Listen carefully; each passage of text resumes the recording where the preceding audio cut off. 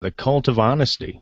It is Wednesday night, November 20th, and we are going to blow your minds with some awesome stuff. It just so happens that we don't know exactly what that awesome stuff is quite yet. We have some suggestions, I think, maybe, from Facebook.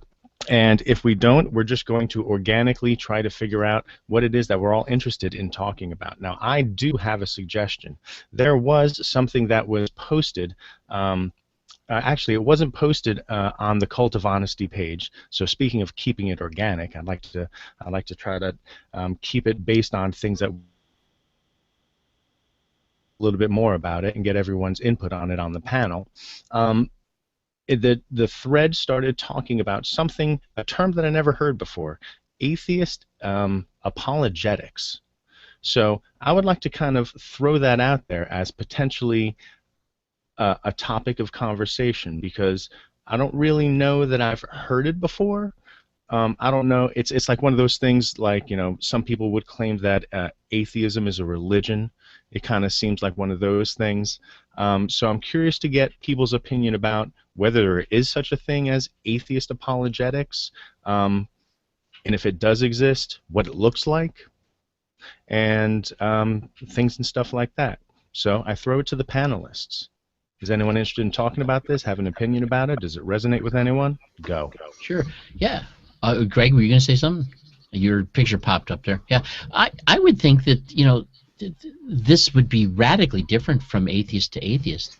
Some atheists are kind of religious in the way they go about it. I mean, look at Michael Dowd, you know. But other atheists, they're just simply atheists. You know, they're without a theism, and there's nothing to prove, and others really feel that they need to go about this systematically and have a particular approach to it. And I guess you could call that apologetics if you want, but you know, so I guess it might be appropriate in some circumstances, but in many, just kind of wishful thinking. Okay. Anyone else have something? I wanted to say the apologetics term is one that gets me when it's used, and on a couple of occasions recently I've seen this done, where somebody brings up apologetics and saying it's just a defensive belief. And that's true. That is the etymological origin of the name, and that is what it even means even when people refer to Christian apologetics. But I think in context they are neglecting to recognize that these posts initially begin with people using the term apologetics to indicate Christian apologetics or religious apologetics specifically. Now, there are people who said that, yes, atheists use it to defend their beliefs, and that, of course, any defense of what you believe can be called an apologetic. But I think it's a bit of an equivocation to make or to use it in such a way. Does the prosecutor have an argument, you know, and the defense attorney, you know? Well, that raises the question of whether or not atheism is a belief, and whether or not atheism has a model of the world worthy of defending, or whether or not atheism is just the answer to one question, and then each person fills in the blank themselves as far as making those positive assertions. Don't you think that there are some atheists who don't believe in God, and there are other atheists who believe there is no God, and that's a different thing, you know? Okay. It would seem to me that this question would be appropriate. Are they two sides of the same coin? Are they two ways of saying the same thing? I don't think so. I don't think so. I mean, if there's a person who lacks a belief in God, there's just nothing that is compelling them in that direction. No argument is needed. You know, but when there's that's the non-stamp collector argument, right? Yeah, right, exactly. But then there's some people who believe there is no God. Now that is an assertion. Okay. And I think that that assertion might have a little burden of proof. And I say burden of proof because I think that's really crazy talk. The truth is, we don't have a lot of proof for a lot of things. It's good enough that some of the ideas we thought are rational enough as to be acceptable, that you are a sane, functioning human being. And that's pretty good for most things, you know? I have to agree with Bob on that one, that there's a difference between a burden of proof and an apologetic in the usage that I'm saying was not necessarily appropriate.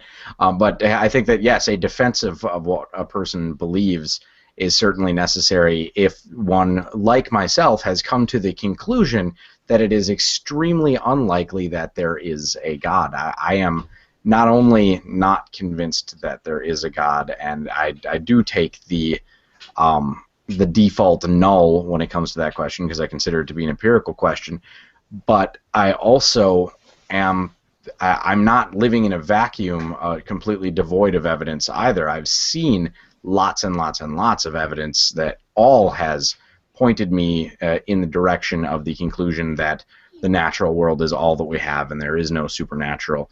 Now, the way that Bob understands God and things... Yes. That's kind of tough because natural evidence can only exist in the natural world. Right, I was just about to address that. The understanding that Bob has of God, I think, is very nuanced and very different from the traditional understandings of it, or of that. But I think even if we had a God that interacted with natural methods, if it was interacting in a miraculous form, we would still see extremely unexpected things like these, miraculous healings due to prayer, or say water turning into wine, other forms of parlor tricks and magic that are real, and we don't. So that could certainly be accomplished through natural means by something capable of doing so, and indeed may even need to be. But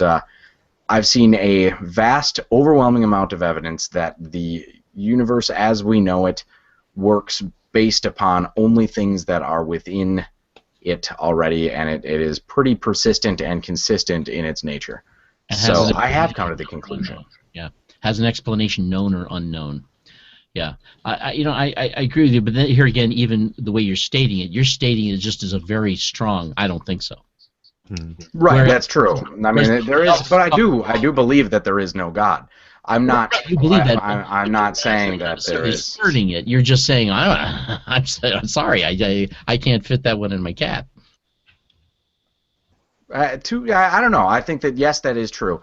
That I am certainly not going to take a Gnostic position of knowledge on this, but I will go so far as to say that I am convinced. I find it very unlikely. Now there is certainly forms of evidence that could convince me, and in fact, an omnipotent God could forcibly convince me against my will, I'd imagine. So there would be a great proof of if this God simply did that right now, changed my mind. That happened one night, Right. So yes, there are ways in which this could change for me, but therefore I will not take a completely Gnostic position. But if I was a betting man, I'd bet everything I have on it, including a potential eternity of torture, according to some theological frameworks. So, and I indeed have made that very bet. So that's my shtick, my take on this. So, but relate that to apologetics, though, and the question of apologetics. I think that making a statement like I did, that I am convinced that there is no God, demands a defense of such a statement. That it's more than just saying, I'm not convinced there is. Saying that, no, I think it's extremely unlikely that there is. That is the assertion that I'm making. But that's not a defense of a worldview or anything. That's just a position of an argument. So is that an apologetic? An apologetic is just defensive belief. I mean, in the context I was using it for that, the same one that I objected to earlier, because I don't feel it's the most appropriate use. So yes, in the usage you're referring to now, you're right. That's not really an apologetic. But okay. I think there's the defensive belief, the definition of apologetic. I think yes, that's the belief. That's the definition of it. But would you say that there's also the intent of witnessing or putting preaching the gospel to a person when it comes to apologetics? Do you think that there's that added layer of religiosity attached to it? That it's not just a defensive phase. Nobody just defends. It's an evangelical tool. Yeah, what a terrible one, though.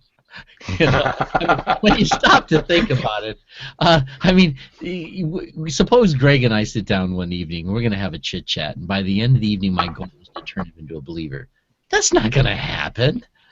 No, that's why I'm using the term Christian apologetic. I mean, these people are actively defending, actively, whether you want to hear it or not, preaching the gospel and defending their faith. That I feel that I believe that's what they feel called to do. It's not just a response to an action. It's a proactive behavior. People lie all the time, you know, and and I'm of the opinion that a lot of apologetics comes from the ego problem of, you know, I'm a believer, and it makes me feel bad when you think I'm an idiot for being one, and so I got to kind of make an argument here that helps me to kind of save face that you can still believe that I'm an intelligent, rational human being, and so this is why I'm offering this argument, and I think a lot of apologetics come from that, because, you know, if there's any question in this, it's self-resolved, isn't it? So would you say that it's a reactive behavior? Apologetics are a reactive behavior. Yeah, I would say even a badly chosen one. Okay. But don't you see them as being a little bit contradictory in the sense that it's attempting to apply reason and rationality to a belief or faith variable? Like, you know, it's kind of like I'm going to take this Enlightenment approach to this faith-based variable that I have going on, and I'm going to try to make them both work. I'm going to try to square this circle. I'm going to try to use reason and rationality. It's worse than a mixed metaphor. It's Mm-hmm. Unmute, Greg. Yep, I have to say that I absolutely agree with that one. The idea of defense of faith using reason seems almost oxymoronic. Is faith not defined in such a way that should be impossible? That's where I always have. I mean, yes, faith is one of those words. Joey and I discussed it on Clash Course this last weekend, that it is used in many, many different ways and contexts. But I think in this context, when it comes to the faith that religious people profess, it certainly seems, at least to me, that it is by definition something upon or to which apologetics should not apply. Mm-hmm. So, like, to say I'm going to rationally defend my faith, what would be wrong with just what would be wrong what would be wrong about just being proud about your faith? And just that I would good consider enough. that to be a vice still, but that's Just- still yeah, wrong in a different way. For the person who had faith, Greg, right. and enjoyed that faith. Ozzy, I noticed you've been a little bit quiet. I'd be curious to hear what you had to say about this topic. Yeah. Or if you'd be interested to contribute. Yeah, I got plenty to say. Okay. As usual.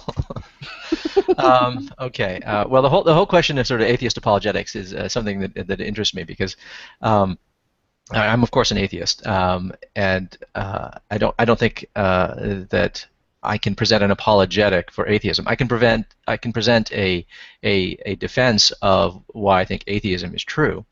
But I mean, I wouldn't want to characterize that as apologetics, and it's not because the word apologetics has taken on a kind of pejorative character. That, you know, I mean, it is a pejorative now. We say, oh, he's so and so is just an apologist for, you know, whatever evil doctrine you can imagine. You know, if someone is, you know, anti-Semitic or something like that and tries to defend such a claim, we say, oh, he's an apologist for, you know, for white supremacy or anti-Semitism or something like that. It's nothing to do with the sort of the connotative baggage that comes with apologetics. It's just because I think that the term apologetics is best reserved for a kind of full-blooded defense of more than one mere proposition, but an entire worldview, which is what you were saying when you were responding to Greg. You said, well, apologetics is, you know, more than just an argument in defense of one proposition, and I think that's right. I think that we sort of might want to sort of reserve the term apologetics for something a little bit more robust and full-bodied worldview specifically, something like a Christian perspective or a secular humanist outlook, or if you're a Randian objectivist or whatever it is. I think the word apologetics should be reserved for that, not for single propositions. You shouldn't be an apologist for theism, for instance. Theism is a proposition that there is a God or there are gods. A defense can be, an argument can be made for that, but I don't think that makes you an apologist if you want to defend that proposition. So but we can use the word apologist figuratively, like we do in those pejorative cases where we say, oh, so and so is an apologist for such and such. So I mean, there is a kind of figurative use of that word. Now, I'm sorry if that sounds a little mealy-mouthed, but I think there's a sort of the word apologist can be used in a kind of proper context, and then it can be used in a kind of secondary figurative usage. Some stuff was said about burden of proof, and I don't like the expression burden of proof. I like the expression burden of evidence. Philosophers tend to talk a little bit more about burden of evidence than burden of proof, the word proof being relegated to contexts where proof really has a proper meaning, contexts like formal logic and math, set theory, geometry, that sort of thing. And in other contexts, we speak of evidence. You have evidence for beliefs, but you offer proofs where you can actually offer a proof, a real, legitimate, formal proof, like in the domains that I just described. So I think that if you're an atheist, you have a burden of evidence. You don't have to prove a proposition always. You just have to have reasons that discharge your the burden of evidence, such that you are reasonable. If you just believe something entirely without reasons, then you're not, almost by definition, you're not being a reasonable person. So you have to be able to discharge your burden of evidence. But there is something that I see a lot of atheists do that I think that we ought to avoid, and that is trying to distinguish between the positive assertion there is no God, or the belief that there is no God, and the assertion I merely believe there is no God. Those are semantically equivalent. If you say I merely believe there is no God, or I do not believe there is a God, or I lack a belief in God, these are the same proposition. They're all the same proposition. To say that I don't believe there's a God means that I opine that there's no God. Now, I would make a distinction on that because there's plenty of people that will also make the argument that we're all born atheists. In those contexts, it does apply that they don't, like an infant does not believe that there is a God. They've not had the opportunity to make such a distinction, and that's the only real case where I think that what you're saying does not apply. I would agree that when you're born, you don't believe there's a God, but nor do you opine that there is no God, and you're therefore not an atheist. Dogs can't be atheists, and they can't be theists, and newborn infants can't be theists or atheists either, just like stones can't. They lack the capacity to form the opinion, to pass an ontological judgment on an existential claim like is there a God, question like is there a God. So, Richard Dawkins is right. There are no Christian children, and there are no Muslim infants, and there are no atheist children either when they're very young. I mean, there comes a point in your childhood where you can have an opinion on such a matter. You can understand the proposition, and you can weigh in on it even as a child, as ill-formed and uninformed as your opinion might be at that age. But I think that properly speaking, atheism describes the opinion that there is no God, and it doesn't matter how you formulate the opinion, in a positive or negative. And the other thing to say about positive and negative formulations is they're interdefinable. I mean, there's a kind of a fallacious meme out there that says that if you express a positive statement, if you positively assert something, you have a burden of proof or burden of evidence. But if you affirm it, but if you state the negative, the opposite of that, you don't. That's just false. Whoever makes a claim, be it positive or negative, has a burden of evidence. But when you make a negative claim very often, the burden of evidence is a little less. I mean, if I say that there's a God, well, I got to give you good reasons for thinking there's a God. But if I say there's no God, all I've got to do to make myself rational is convince you that I have no reasons that convince me that there's a God. The burden of evidence is a lot lighter on the atheist in that respect. Because you have two positions on one question doesn't mean that they share the same burden of evidence. You can have different burdens of evidence. The amount of evidence that has to be brought to bear can be quite different on the same proposition when you take up opposite sides of that proposition.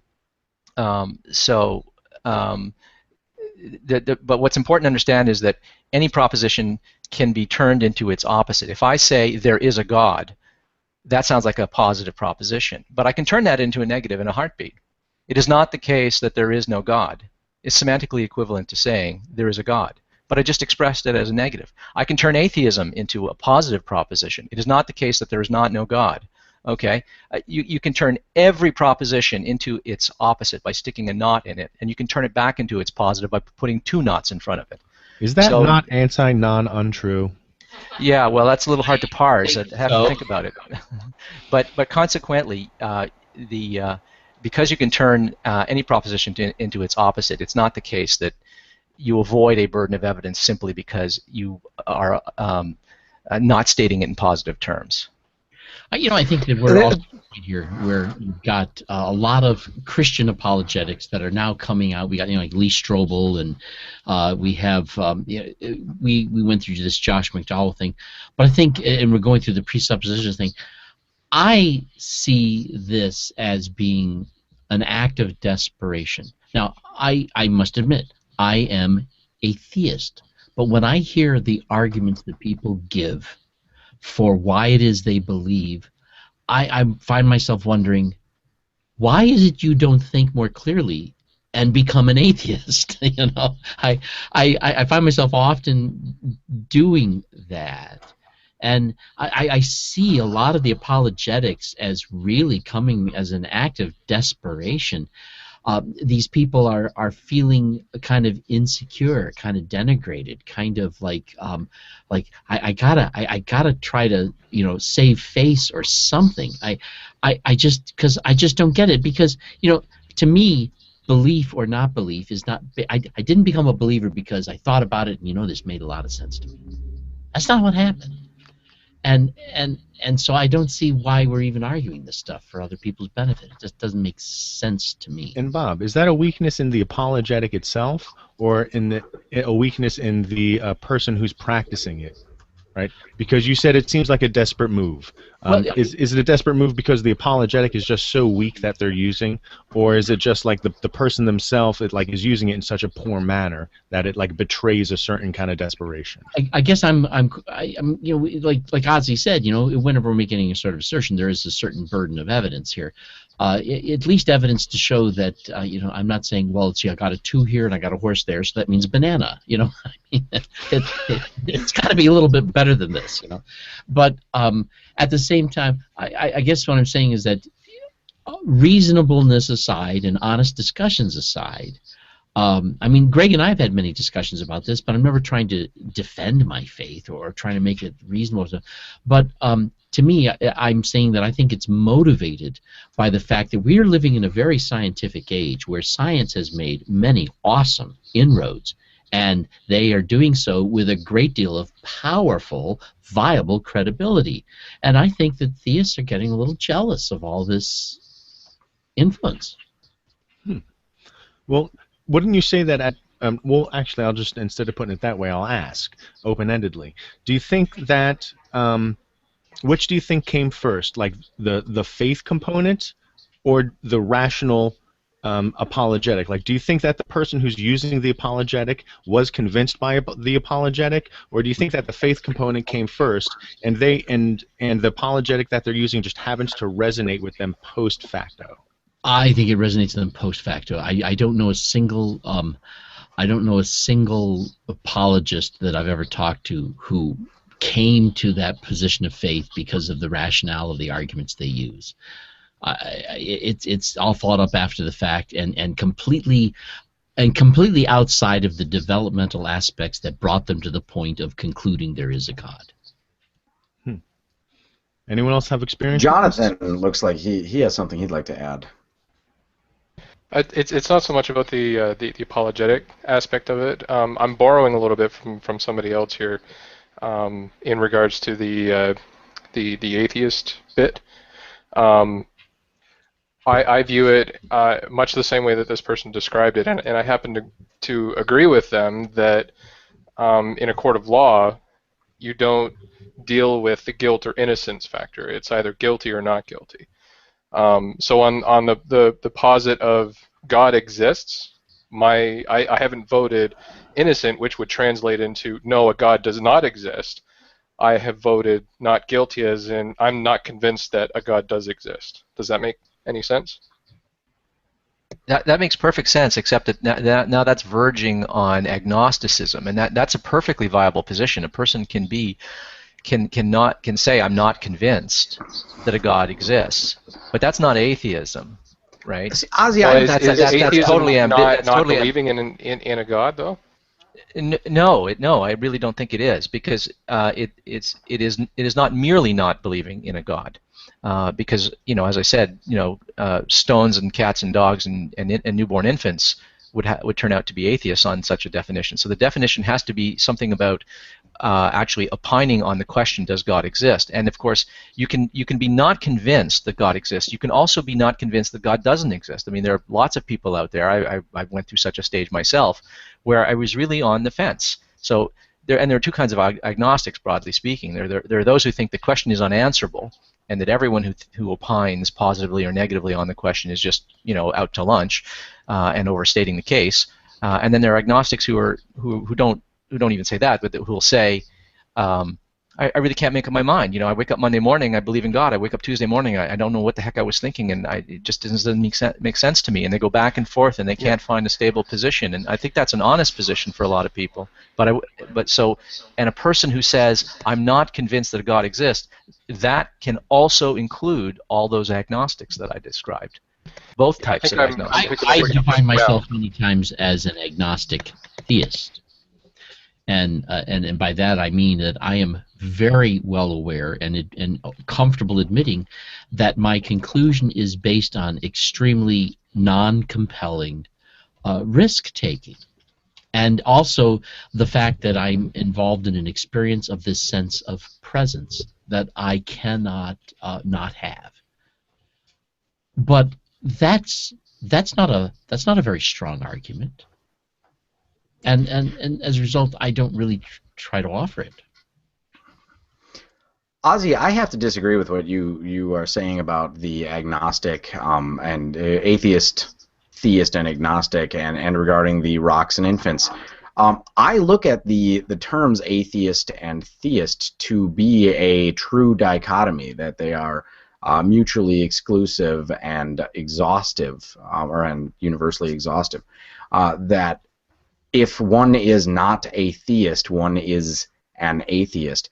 Now, I think that it is perfectly reasonable to make such a distinction, that we are only measuring this categorically when it comes to those capable of making the decision. But I think that descriptively speaking, if we want to just use the terminology as if they are the categories of, does it believe that there is a God, or does it not believe that there is a God, then that certainly can be measured on absolutely anything, including a rock, an infant, a cat, a dog. I think it's silly to do so, but it Why is it can silly? be done. Why is it silly, though? I think that everything turns on why you think it's silly. Why it's silly to make the assessment of That rocks are atheists. Yeah. Why would it be silly? I think it is, but I'm curious to see why you would say that. I say it simply because it doesn't really add any value to the conversation. Saying that a rock is an atheist is like, great, so is my shoe. I don't see what your point is. I think intuitively we understand that an atheist is or theism and atheism are positions that you have to be capable of forming an opinion to have it matter. But I do think it is certainly valid to say that all infants are born as atheists, because that would, at least as the conjecture goes here, because it's never actually been proven, but that would be the default that would continue unless otherwise. I mean, I guess the mental inertia would be to maintain atheism. We have no idea what a child is or isn't conscious of, and if there is an otherness, if they are more in touch with it and it becomes latent. We really have no way of knowing. I don't think it is reasonable to. But we have no reason to believe that they are any of those other things. That's correct, but we have no way of knowing it, so I don't think that we can say that. Right. We also have no way of knowing, though, that our dogs can't fly like Superman. We can make that sort of an assessment. Very radically different. I don't know. You're saying that infants may be capable of being in tune to something that becomes latent, or that we lose the ability to be tuned into. Absolutely. And here's my argument. We know from linguistics that children possess an ability to acquire language that is just undescribable, and we can't understand it. How do children grab a hold of language as quickly as they do? And why is it adults have such difficulty learning a language later in life? There is something going on in the cognitive dynamics of a child that is not going on in the cognitive dynamics of an adult, that is operating at a far superior way. We don't know what it is. We don't understand it. We just watch it happen. So in a sense, we already have proof that there are things that children seem to be attuned to, that then go into some certain latent stage that does not survive into adulthood. So, right, but to create any conjectures as to things, other things that could possibly apply to, is where we enter the realm of saying that dogs can fly like Superman. We can do that to literally any other conjecture, as long as we can say that. Only if you want to be silly. But what I'm saying, that's how this whole thing started. Was right? I guess so. You're right. You're right about that. But what I'm just saying is that we can't assert that children are therefore not aware of that. We don't know. In fact, we can't even assert it because it's possible that there is no God, and children just hallucinate the idea that there is, and that would still be something true in spite of the fact that there is no God. So we really don't know what the cognitive state of children is. We know that it's something unusual and marvelous, and it certainly enables them to catch on very quickly to a number of things. So I wanted to finish, I guess, address your question directly, though, Ozzy, as to why I think it is silly, beyond just the I think what is intuitively obvious. But I think that using these terms is something that it is meaningless if we are not doing so in some sort of rhetorical or persuasive fashion, or even a descriptive fashion. And the reason that is silly is because there is truly no descriptive value in saying that a rock is an atheist. What possible utility could that have? There is some utility I can imagine in saying that an infant is an atheist, or even that a dog is, but they are capable of some sort of awareness, at least. A rock has absolutely zero awareness, which Bob would qualify that we're aware of. But we could describe a rock as an atheist, but the question then comes, why? Yeah, well, isn't there a scripture verse that says even the rocks would cry out? All right, let me see if I can start with a note of agreement with Greg. I certainly agree with you, Greg, that children don't believe in God. And while I think that Bob is right, that we sort of can't sort of absolutely state that, I think it's not the case that the children believe in God, but it's not impossible. I mean, if there is a God and He implants knowledge in us of His existence, if there's a sensus divinitatis that we have from earliest consciousness, then of course children do know that there's a God. So if certain theologies are correct, then you and I, Greg, are wrong on this. But barring that, I agree that that children don't believe in a God. But the reason I asked you that pointed question about why do you think it's silly to say that rocks and newborn infants and such are and animals and cactuses are atheists is because our words have a proper range of applicability. They have to do a certain kind of work, and if they don't, then we're just misapplying and overextending our words. You can, if you want, for the purposes of argument and stipulate that atheism means merely all and anything that doesn't affirm or believe that there is a God. You can do that, and then you've divided everything into theists and atheists. Everything in the universe is either a theist or an atheist, as it turns out. A galaxy is an atheist. The Big Bang was an atheist. A neutron is an atheist. Man, are we outnumbered? Right? Yeah, that's right. Winners. Okay. So now this starts to sound a little preposterous. It turns out that everything is an atheist. Now you might be comfortable with that, but ask yourself, why does that seem silly? Well, I think it seems silly. I wanted to make one more additional comment on that one. Sure, no, go ahead. Bob's arm is an atheist. That's right. His other arm. My body is an atheist.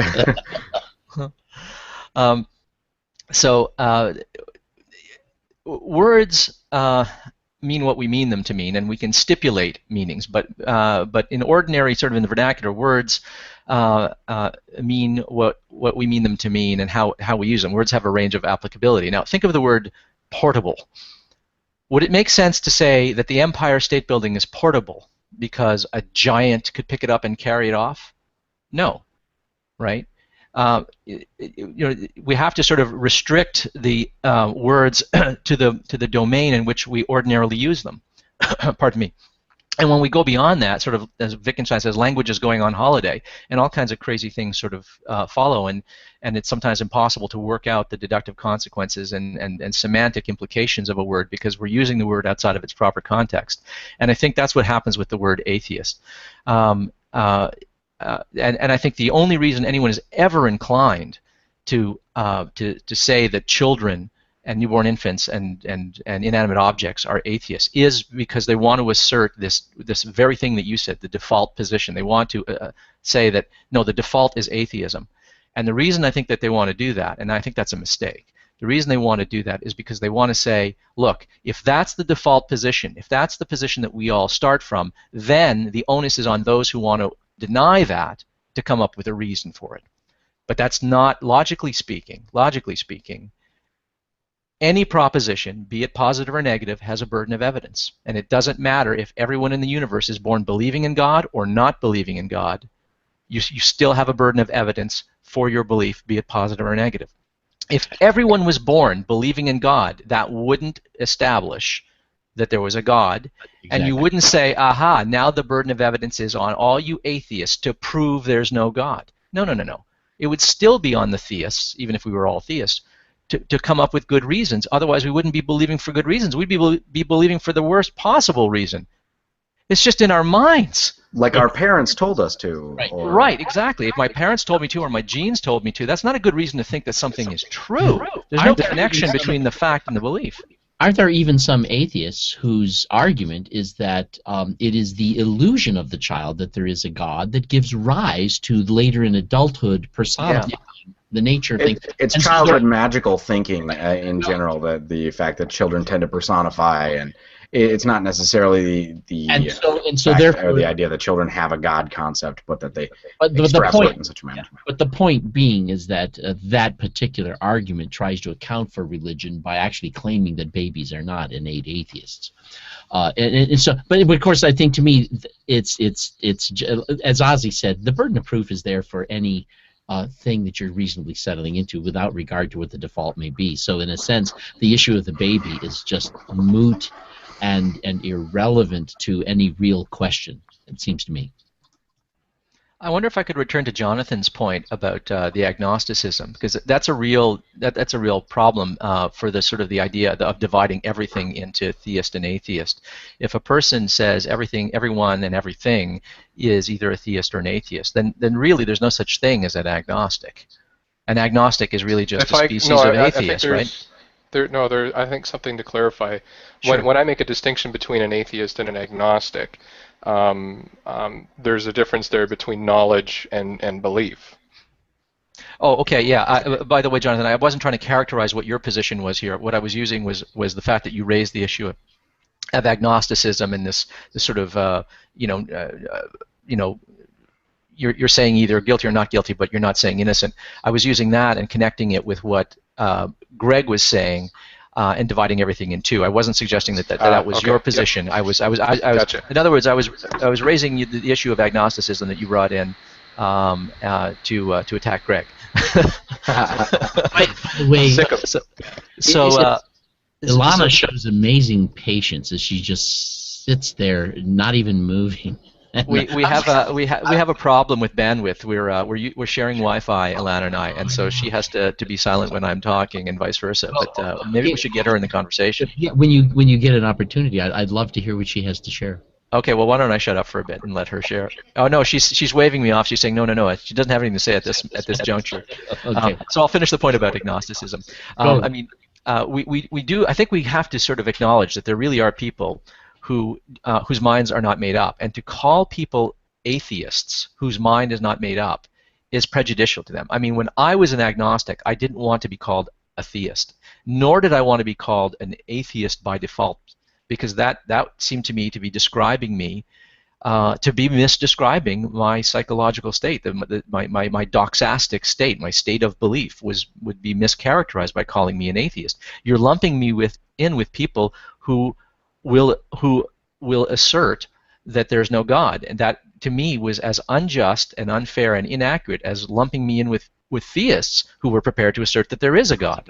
And I think that's a mistake to do. I don't think we should be chopping everybody up that way. That doxastic states or belief states are much more nuanced, much more complicated, and we're running false to fact when we chop everything in half. And I think the motivation for dividing everything in half is to create this default position under the misapprehension that if there's a default position of atheism, then the burden of proof only falls on the other person who wants to assert that there's a God. I think all of that is a mistake. The motivation is a mistake. The distinction is a mistake. So anyway, that's my view on that. And Greg, wouldn't it please you a great deal to? Is Greg still there? I don't see him. Yes, I'm here. Doesn't it please you to know that being an agnostic theist, this means I'm fully aware of the fact that someday I might be an atheist. I'm fully aware of the fact that someday you should be, but you know, I still have to. Because Greg's an apologist. Yeah. I have to disagree, though, that it is inappropriate to categorize people in such a way, even if they would not choose that. There's a difference between describing something in a categorical fashion and asserting that label upon that person. People's labels that they choose to identify with themselves are a matter of personal choice, and I can't stand whenever anybody is told that they are using the wrong label, unless, of course, the label is just completely misleading. If they're saying, you know, I'm a let's say I Neil am deGrasse a Tyson. Calvinist Christian, and yeah, Neil deGrasse Tyson, categorically, I would certainly say that the term atheist would be an accurate description of him. Yeah, now, he does not. Himself. He chooses to identify with the term agnostic because the way that he is using that terminology is in such a fashion that it shows the magnitude of the vector, if we're going with the 0 point. I think you're misunderstanding Neil deGrasse Tyson, you know, and speaking on the matter. I think he perceives this as beyond the domain of things he deals with, and he acknowledges it as beyond the domain, and so therefore, I don't know. That is the case. I mean, there have been cases where he's disambiguated, though. Sorry, Bob. He's been sort of buttonholed on this particular question, and, really? and he's sort of made a clean breast and said, "Yeah, I guess, yeah, I'm an atheist," but he doesn't want to do this sort of publicly, and I think he's about being a scientist. He's focusing on these issues. Yeah, right. yeah, and that would be the value of identification. Yeah, he chooses the labels that he does, regardless of whether or not they would technically apply to him in a logical fashion or not. Yeah, so my feeling is that he's just being dishonest there. He's trying to be diplomatic and tactful because of his position, and he doesn't want to alienate people because of what he's trying to achieve. And I think that nothing that I've said about, you know, we have to respect sort of people's beliefs and the sort of conditions of uncertainty has anything to do with sparing their feelings and whatever. I mean, people can misdescribe the label that they properly belong under. What I'm doing is I'm recommending what I think is sort of the most common sense usages of these terms, but I am not arguing that whatever a person wants to call themselves, that's what you have to call them. No, I'm actually trying to say, no, these, I mean, look at how we use these words. These are the proper applications of these words, and we have to sort of guard against the tendency for political aims to extend the definition or sort of, truncate the definition or, whatever, narrow the definition. Well, I think that you and I may then be disagreeing based on the difference between common and technical terminology. When I use the term agnostic atheist, that is trying to be technical and used to determinate language and saying, yes, I believe that there is no God, but I do not make that in any sort of Gnostic position where I claim to have, knowledge. I recognize that this is an opinion. Whereas somebody else who says I'm agnostic is using it in a far more common tongue fashion, where they're saying that I don't believe that there is a God, but I don't believe that there are no gods, so I'm just sort of on the fence. I find that most people, though, that identify even with the term agnostic would, if confronted with the technical definition that I am using in the dichotomous fashion of theist and atheist, they'd say, well, then, yeah, that's correct. I would fall into the category of atheist, and would not find that to be offensive. They just wouldn't choose to identify with that label. Yeah, I'm not at all concerned with offending people with the label. I apply the labels that I think apply. So it has nothing to do with offending people's sensibilities by calling them the wrong thing. It's just that I would deny emphatically that there is a technical sense of atheism. You can, if you want, subcategorize different people who I think are properly called atheists, and you can make analytical distinctions and say, well, look, there are atheists who don't just not believe in God, but who will say, I know there can be no God, God is impossible. You can call that a certain kind of strong atheist. Then you can say, well, there are atheists like me who say, well, I don't believe there's a God. I'm prepared to assert there's no God, but I'm not prepared to assert that I can prove there's no God, or something like that. You might want to call me an agnostic atheist, or, there's all kinds of things. There's strong atheists, weak atheists, agnostic atheists, Gnostic atheists. You can sort of chop up atheists into analytical categories. That's perfectly okay. I have no objections to any of that. But this isn't. Oh, I'm sorry. Go ahead, Alana. Oh no, I was just going to say I think it's a little bit unfair to deny that some people can be agnostic. I mean, there are a lot of people out there who perhaps don't believe in any personal God, who think that Christianity and Islam and all of the gods that we've heard of are probably all myths, but who are just unwilling to make any kind of speculation on what kind of spirit or consciousness there might be out there in the universe, and be completely unwilling to say, I don't believe in a God, or I don't believe there could be a God in any way, shape, or form. I think there are probably lots of people out there like that, and I think that's just a proper agnostic. Well, I think that also does betray the importance of defining what you mean with the term God, and when we talk about theist and even atheist, I think that it often becomes nonsense to use these categories in such a way that we can apply any definition that we'd like to the terms, and this is where I think Ozzy's point becomes more powerful, in that the usages, as you wander too far out of scope, become meaningless. And what did you say, Wittgenstein's the language goes on vacation? Yeah, language goes on holiday, yeah. That's right, holiday. I forget he's a Brit. Yeah, he's German. Was he? Austrian, he was, I think, yeah. But he was in England. Yeah, he was he was with Bertrand learned Russell. His English from that, so would use holiday, not... Sorry, that was the Brit side of it.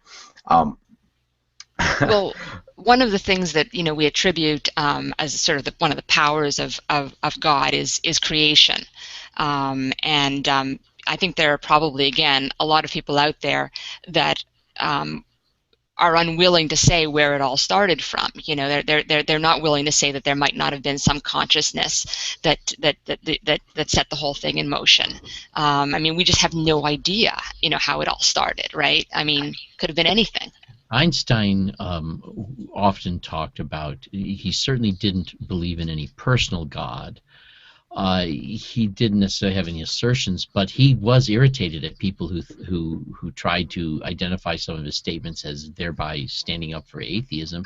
And I think some of the things he said almost indicated that he had some deistic suspicions.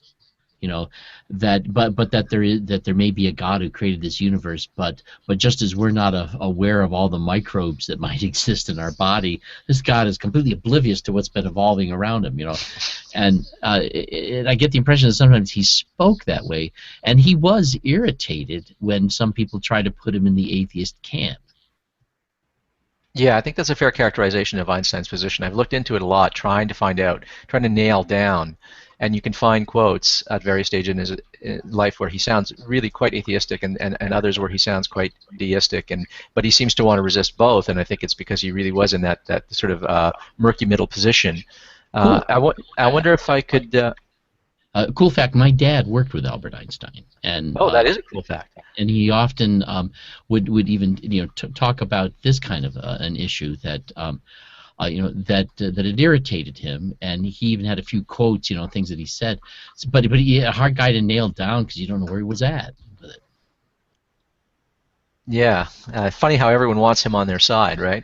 I wanted to clarify something. When Alana was addressing Greg's point about sort of the unfairness of calling people agnostics, it has to be said that Greg's position, if I understand it correctly, is not that there's no such thing as agnostics, but that agnostics are a subspecies of atheist.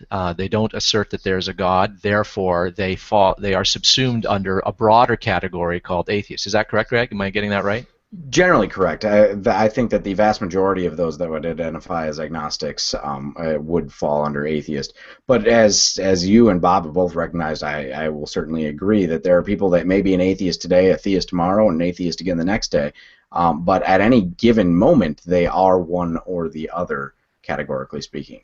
That I think is wrong. That I think is really wrong. That I think is a mistake. I think a belief has to be understood as more than an occurrent state. I mean, ask yourself, what is your belief? If I said, do you believe that the sun weighs more than Jupiter? Well, I'm sure once you think about it, you'll go, well, yeah, the sun weighs more than Jupiter.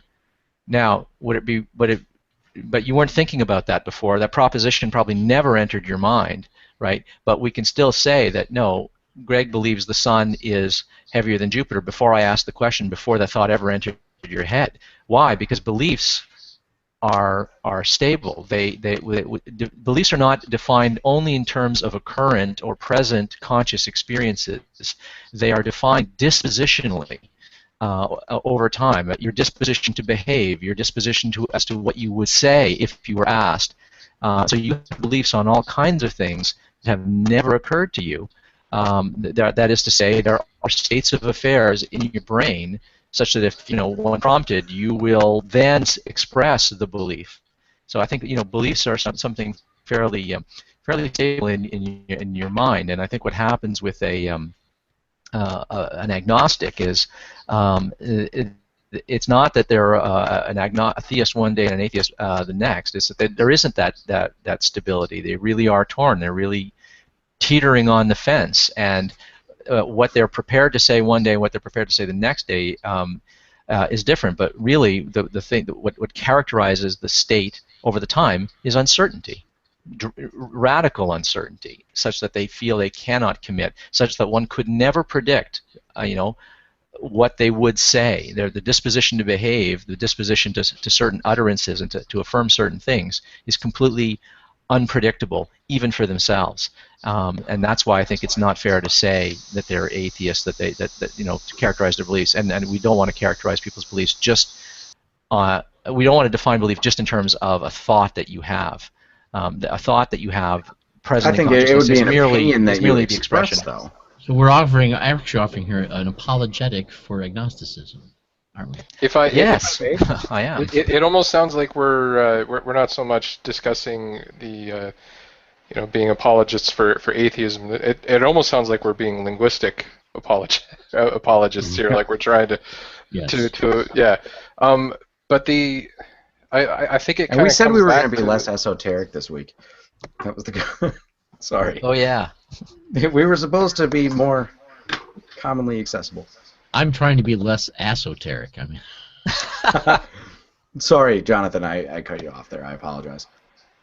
Well, it seems to me like I'm still kind of firmly rooted in when you describe yourself or somebody else as an atheist. And first of all, there's a person involved in my definition that an atheist is a person who lacks a belief in a God. And when you throw in the agnostic or gnostic aspect, then that means it further defines their position as whether, I don't believe in a God, but I don't know that there are no gods. Or a gnostic theist or atheist would be somebody who is, I don't believe in a God, and I know for a fact that there is no God. But it seems that, like, just extrapolating a little bit on the point that Ozzy was making about the sun and Jupiter, which one weighs more and all that before he stated that, you hadn't really weighed in on the position. So perhaps we need to come up with a new word that describes people or objects or something, anything that hasn't yet considered the proposition of a God existing or not existing. I'm done. Yeah. As I see it, be the only situation where the term agnostic in a pure form is truly applicable. Somebody who is capable of making a decision, but it might not even be that applicable in the case of a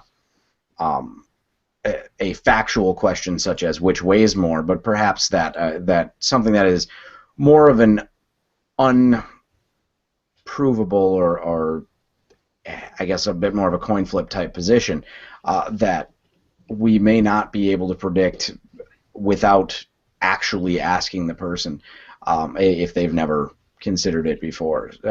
Even something as simple as, do you want Chinese food or Mexican food for dinner tonight, knowing that you're a huge fan of either. That if we don't ask and they've not thought about it, they may not know. That may be a terrible.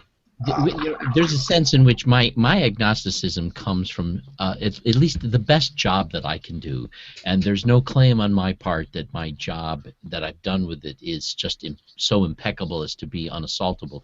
But when I look at the attempts to prove the question that there is or that there's not a God, I find myself very dissatisfied with the lack of there's a great deal of reasonableness that I think I can see in some of them, but I find myself that they all seem to lack that nail that needs to put it down to the ground.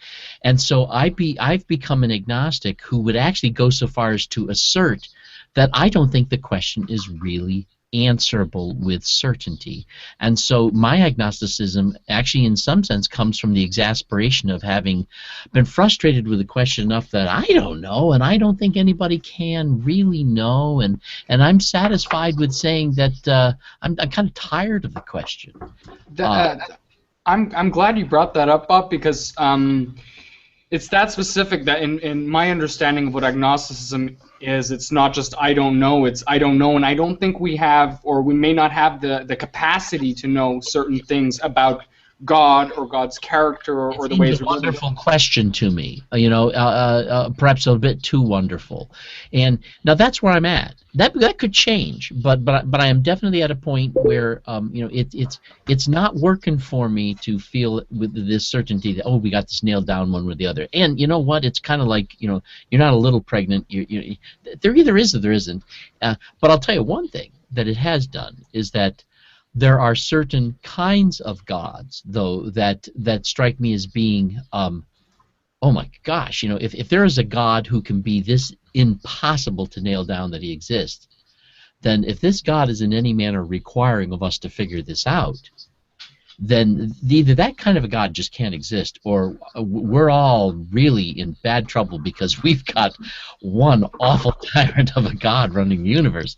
And so that agnosticism has certainly shattered a traditional theology where there's certainly I can't picture how, if it's that impossible to nail it down, how that could ever even be a requirement in some sense, to the point of where in life this question to me ultimately doesn't even matter. There's something that I find interesting in this whole business of trying to define theism and atheism and agnosticism, and I'm not going to try to sort of get into the hair-splitting definition itself, but just the why is it so important to people how we define these things? Well, of course, it's important in that we try to sort of be clear in what we're talking about and understand, and that when we talk about these things that we're sort of conforming to ordinary usage so that we're not sort of departing too far from how the words are used, so that we're sort of now talking in a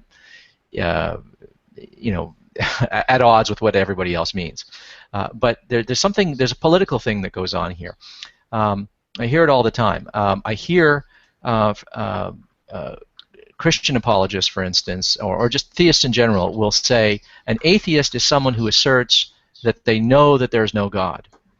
And if you can't prove that there's no God, then you're not an atheist. In fact, someone recently made a video that I was watching where they said there are no atheists, because an atheist would have to be someone who can prove that there's no God, and you'd have to scour the whole universe to discover that there's no God anywhere, and only then could you be an atheist. And no one's done that, so really there are no atheists. So really, what there are at best are agnostics. And it seems to me that what's going on there is an effort to sort of to evacuate the category atheist of everybody, get everybody out from under that heading, cram them into the heading of agnostic if you can, and now, phew, now they're all halfway to theism already, thank goodness. And I look at someone like Aaron Ra on the other side, sort of celebrated YouTube atheist, and he seems to do the opposite. He wants to define atheism extremely broadly. If you're not prepared to assert that you're a theist, then you're an atheist, and that's doing the opposite move. Let's broaden the umbrella. Let's make the tent of atheism so big so that practically everyone falls under it, except for people who are prepared to say that they believe in a God and belong to a religion. And all the agnostics now get evacuated out of the category of agnostics, and they get shunted under atheism. And I think this is just completely misguided. I don't think that any of the issues get settled. Whenever people ask me, what are you? I tell them what I am, and then they'll try to tell me that no, I'm not, and I'll say, well, look, here's what it comes down to. I don't think your God exists. And do you want to know my reasons? Really, that's what it comes down to. And you can stick me under any heading you want, and I'll fight back only because I think you're misapplying the words and overstretching them or narrowing them too much. But really, nothing should hinge on getting people under one heading or the other. Can I make a comment on why, or what my motivation is for doing this? I look at things in a very scientific approach with operational definitions and deterministic language whenever possible, things that can be as descriptive as possible, not necessarily proscriptive in such a manner that we can use these to continue, I guess, from this point forward. But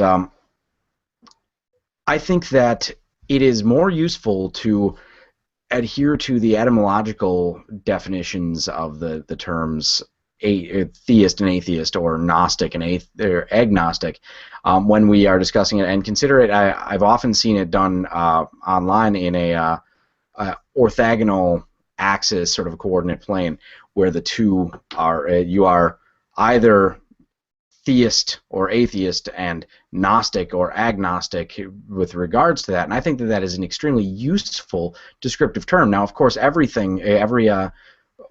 coordinate plane, or every two-dimensional coordinate plane, has a point of origin, and that origin point would, I think, be the true agnostic. And we could examine sort of the area under the curve, or the distance from origin, to determine the strength of this belief. And I think that that is where you are really applying the term agnostic. And I think it might be better if we were to try, at least, if we're talking about popular language use, to create or encourage the use of a completely alternate term to describe that, because I think that the term Gnostic, or the terms Gnostic and agnostic, have a very different meaning when we're talking about them as far as knowledge goes. So perhaps we just say on the fence or undecided with regards to what people currently use the term agnostic. That term was coined by what was it, Huxley? Huxley. In the times of Darwin, for basically the purpose of saying I'm not ready to take a position, but that has not been the universal understanding of that term, and I think that historically atheism would have been understood more in the degree that I understand it now. The problem I have with what you're saying here, Greg, though, is I think about it, deterministic language is an artificial language. And always it is, but it's very useful. Well, it's useful, but it's useful for reasons that have to do with the need to create something artificial that is standardized. But when it comes to ideas, we have no proof that human beings even think in deterministic manner until they become actually rigid, and we might consider that to be some sort of a psychological problem. We use deterministic language inside of a particular field for the purposes of clarifying communication between experts. When I'm talking about something in sound, when I use the word phase, I may mean something very distinct. That isn't necessarily what someone else might mean by it. But when you are talking about it in sound, you are using when you're talking in terms of acoustics and you're saying the term phase, you are using a deterministic usage of that in that context. That is correct, because in that context it's necessary that we understand each other. But in the context of life, nobody has got life figured out to the point that we can now set up some deterministic definitions of these words. But wouldn't it be useful if we could? That's sort of the argument here that I'm making, that it would be better if we were to try to diminish the amount of equivocation and that's impossible, though. I mean, the very nature of language, the very nature of thought, forbids it, and in fact, you're basically talking about trying to. Wouldn't it be impossible or really difficult? No, impossible, because you're actually putting people into a straitjacket that they don't fit into. Human thought is far more flexible. It breathes, it lives. And I don't know. We've created grammars and the official ways that words are supposed to be spelled. Yes, I know, and all of these things. So whether we can get people to adhere to them perfectly or not is not the same issue as whether or not we can try. And I think that it is valuable to. It's a crazy. We're never going to succeed at eliminating spousal abuse either, but that doesn't mean it's not worth trying. Well, it would be unworth trying it with language. I mean, in fact, the grammarian and the linguist are frequently at odds with each other, because the grammarian would be perceived by the linguist as living in a kind of an anal retentive, rigid world that doesn't really exist. They live in this illusion, whereas language is something that comes out of human interaction through the arbitrary use of phonemes that we use to convey ideas. But these ideas are acquired by each of us in a manner that is unique to our experience and yet common in our regularities of behavior anthropologically. So you're talking about something that is just simply impossible cognitively to even create. It couldn't be done. And the reason why we're so creative is because we are capable, in spite of the fact that we share a common language, capable of thinking about it very differently. And gentlemen, that is where we're going to have to end it, because my laptop is about to my battery is about to die, and unfortunately I am hosting this Google Hangout, so when I hang up, it'll end. It cuts everybody off. There's this really cool thing that they make for those. They call it a plug. Listen, charger.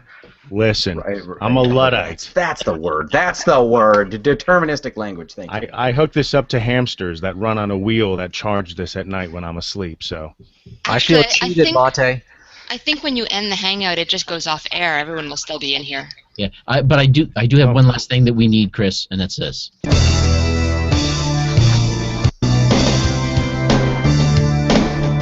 a world where atheists and theists collide, before compassions change the world, one man rises to embark on a journey where things are about to get awesome. Coming soon, a new hero arises. Christopher Maute is Maute Man. That's amazing. He's Maute Maute. Cracking me up. All right, everybody. Well, thank you, everybody, for showing up, and awesome discussion. Awesome discussion. We will see you all on Sunday. Take care. All right, bye-bye. Bye.